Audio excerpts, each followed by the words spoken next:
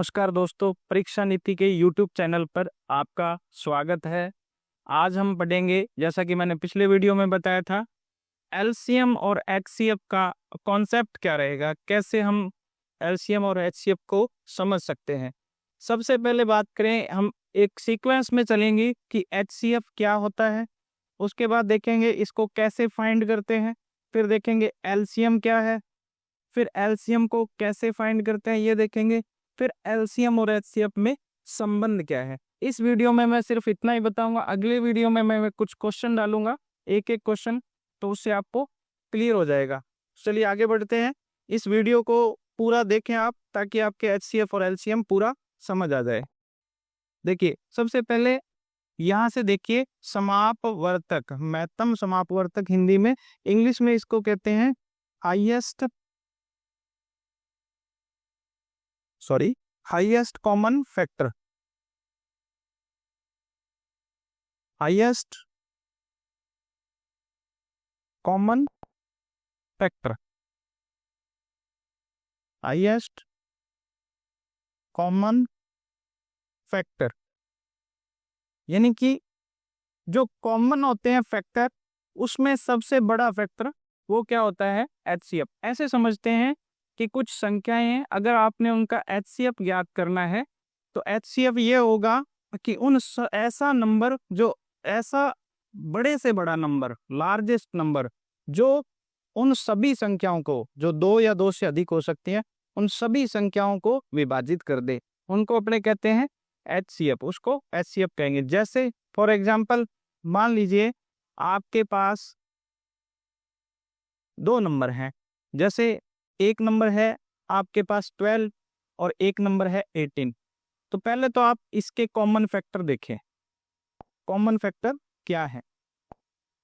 तो सबसे पहले फैक्टर देखें तो 12 1 के टेबल में आता है, 2 के टेबल में आता है, 3 के टेबल में आता है, 4 के टेबल में आता है, 5 के टेबल में नहीं आता है, तो 5 नहीं लिखेंगे। 6 के टेबल में आता है, 6 के बाद 8 के टेबल में नहीं आता, 7 के टेबल में नहीं आता, 9 में नहीं आता, 11 में नहीं आता, सीधा किस में आता है? 12 में।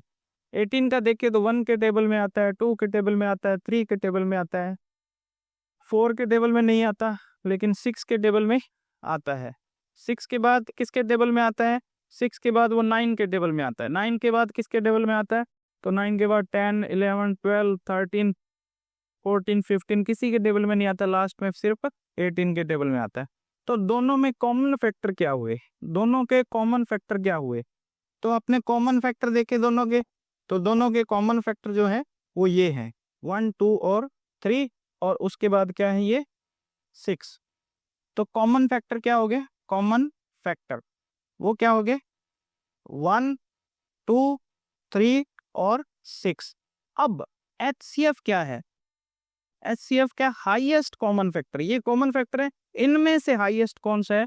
तो इनमें से हाईएस्ट है 6। तो 6 आपका एचसीएफ हो जाएगा। एक बार फिर से बताऊं, हाईएस्ट कॉमन फैक्टर का मतलब हो गया आपका, आपने दो या दो से अधिक नंबर ले रखे हैं, उनका आपने एचसीएफ फाइंड करना है, तो वो ऐसा नंबर होगा जो दोनों को विभाजित करेगा, और वो सबसे बड़ा नंबर होगा। उससे छोटे और भी नंबर हो सकते हैं जो दोनों को विभाजित करें, लेकिन हमें सबसे बड़ा नंबर लेना है। वो क्या होता है? एचसीएफ। तो ये आपके एचसीएफ के बारे में है। अब इसको ऐसे, ये तो बताने के लिए था, डेफिनेशन थी। अब इसको फाइंड कैसे करते हैं? तो फाइंड करने के कुछ मेथड हो सकते हैं। जैसे अपने एक ही एग्जांपल से समझते हैं कि एक आपने 12 लिया और एक आपने 18 लिया। तो अपने इसको वेन डायग्राम मेथड से समझते हैं सबसे पहले। तो वेन डायग्राम मेथड से अपने देखें तो इसके जो फैक्टर होंगे, प्राइम फैक्टर करने हैं आपने। पहले क्या करने हैं? Prime factor. तो प्राइम फैक्टर देखें, 12 का प्राइम फैक्टर 2 से गया 6, फिर 2 से गया 3, फिर 3 से गया 1, इसमें आया 12, हमारे पास आया 12 इक्वल्स टू 2 इंटू 2 इंटू 3। फिर अपने 18 का देखें तो 18 का जब अपने करेंगे तो 2 से करेंगे तो 2 9 जा, फिर 3 से करेंगे तो 3 3 जा 9, फिर 3 से करेंगे तो 1। तो 18 के लिए हमारे पास क्या आया? 2 इंटू 3 इंटू 3। तो हम देखते हैं कि इन दोनों में कॉमन क्या है। तो कॉमन देखने के कई तरीके हो सकते हैं, जैसे कि एक वेन डायग्राम से अपने देखें कि ये 12 है, ये क्या है 12, 12 के फैक्टर क्या क्या हो गए, एक हो गया 2, फिर हो गया एक 2 और हो गया, एक हो गया 3, फिर अपने देखें 18 के, फिर अपने देखें 18 के, तो 18 के क्या क्या फैक्टर हो गए, तो 18 के जो फैक्टर हुए ये 18 है, 18 के 2 और 3 तो आ ही रहे हैं, और क्या आ रहा है 3 आ रहा है। समझे बात को भाई, ये जो है ये दोनों में कॉमन आ रहे हैं 2 और 3, 2 और 3, तो 2 इंटू 3 कितना हो गया, 2 इंटू 3 तो कितना हो गया 6, ये क्या हो गया आपका HCF। अब यहीं से आपको LCM भी बता सकता था लेकिन अभी नहीं बताऊंगा, ठीक है। या फिर आप ऐसे कर लें कि ये 18 है, ये 12 का 2 इंटू 2 इंटू 3, कॉमन क्या आ रहा है, कॉमन क्या आ रहा है वो कॉमन आपने देखना है। तो कॉमन आ रहा है आपके पास एक तो 2 और एक आ रहा है 3, तो 2 इंटू 3 कितना हो गया 6, ये क्या हो गया आपका HCF। और ये 6 ऐसा नंबर है जो 12 को भी डिवाइड करता है, विभाजित करता है, 18 को भी विभाजित करता है, और ये सबसे बड़ा नंबर है। इससे बड़ा ऐसा और नंबर आपको नहीं मिलेगा जो 12 और 18 को विभाजित कर दे। तो ये सबसे बड़ा नंबर है, वो ही क्या होता है HCF, जो दोनों को विभाजित करे, जिसका दोनों संख्याओं में भाग चला जाए, पूरा पूरा भाग चला जाए, वो होता है HCF। अब आगे बढ़ते हैं, अपने आगे देखते हैं LCM क्या होता है। LCM क्या है, यहाँ देखो समापवर्त्य है।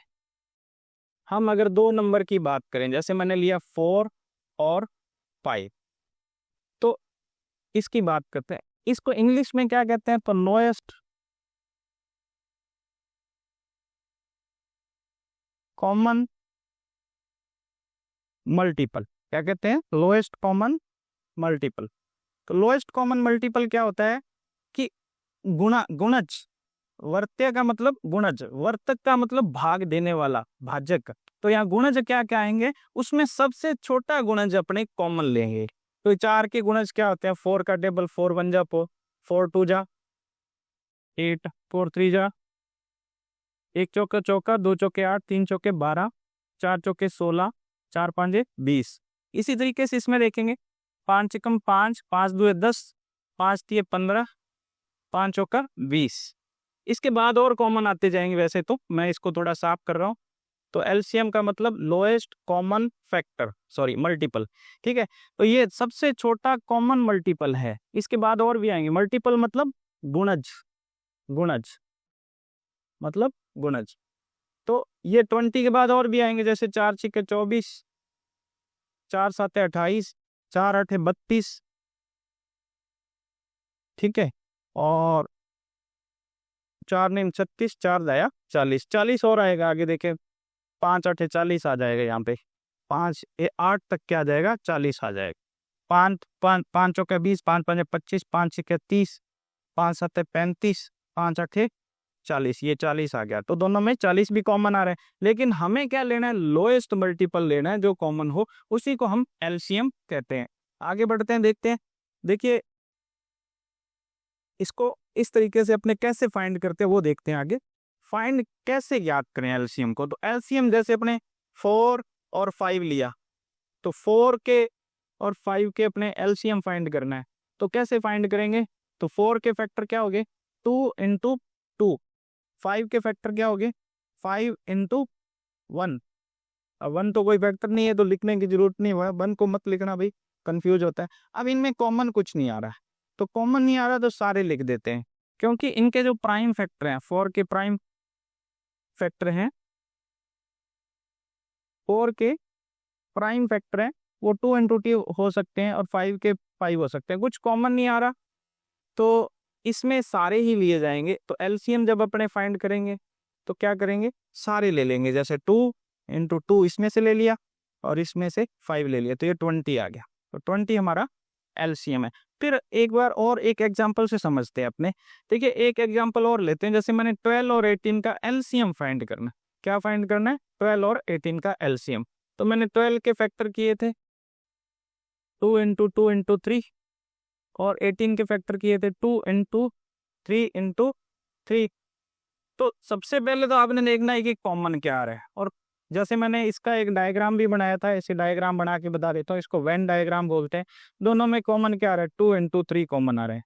बाकी इधर क्या बचा, ये 12 है, ये 18 है, तो यहाँ 12 में क्या बचा, 2 इंटू 3 के अलावा 2 और बचा, इधर क्या बचा, 3 और बचा।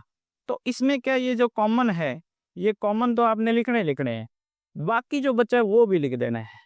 ये कॉमन वाले तो लिख लिया आपने, तो एलसीएम क्या आ जाएगा आपका, 2 इंटू 3, ये तो हो गया कॉमन। बाकी बचे हुए और लिख दें, ये 2 इंटू 3, तो कितना हो गया, ये कितना हो गया, 36। कितना हो गया, 36। अब ये 36 ऐसा नंबर है जिसको 12 भी विभाजित करता है और 18 भी। ये सबसे छोटा नंबर है, इससे छोटा नंबर आपको और नहीं मिलेगा, इसलिए इसको कहते हैं लघुत्तम समापवर्त्य। क्या कहते हैं, लघुत्तम समापवर्त्य। अब अपने इसको आगे बढ़ते हैं, आगे क्या है अपने पास, देखिए मेरे ख्याल से आपको ये बात समझ आ गई होगी। आगे और बढ़ते हैं कि एलसीएम और एचसीएफ में संबंध क्या है। तो जैसे अपने 2 नंबर लिए, पहला नंबर और दूसरा नंबर, ठीक है, उसका जो एलसीएम आएगा और एचसीएफ आएगा, उनका मल्टीप्लाई सेम होता है, उनका मल्टीप्लाई सेम होता है। जैसे अभी अपने किया, ये एलसीएम आया था, इसी का अगर मैं एचसीएफ देखूं, तो इसका एचसीएफ ये कॉमन वाले होंगे, तो इसका एचसीएफ अपने पहले भी निकाला था, कितना आ गया, 6। अब इसमें ये तो आपके पास एलसीएम है, एचसीएफ है, ये क्या है आपके पास एलसीएम है।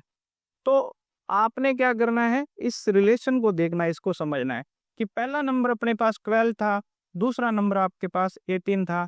इन दोनों का जब आप मल्टीप्लाई करोगे तो ये आपका आंसर आएगा। यहाँ मैं पहले देखता हूँ, पहले नंबर और दूसरे नंबर को मल्टीप्लाई करके बताता हूँ आपको। 12 और 18 का मल्टीप्लाई करेंगे तो ये आ जाएगा आपका 12 8 96 और 12 एकम 12, 12 और 9 21, 216। अब मैं इसका एलसीएम और एचसीएफ का मल्टीप्लाई करता हूं।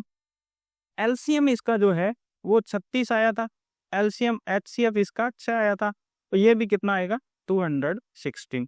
तो ये रिलेशन होता है एलसीएम और एचसीएफ में, यानी कि पहले नंबर जो 2 नंबर आपने ले रखे हैं उनका मल्टीप्लाई कर लो, चाहे उसके एलसीएम और एचसीएफ का मल्टीप्लाई कर लो, वो सेम आता है। मेरे ख्याल से मैं इस टॉपिक को अच्छे से समझा पाया हूँगा। इससे आगे अपने क्वेश्चन करेंगे इसके, और अपने इसको और अच्छे से समझ पाएंगे।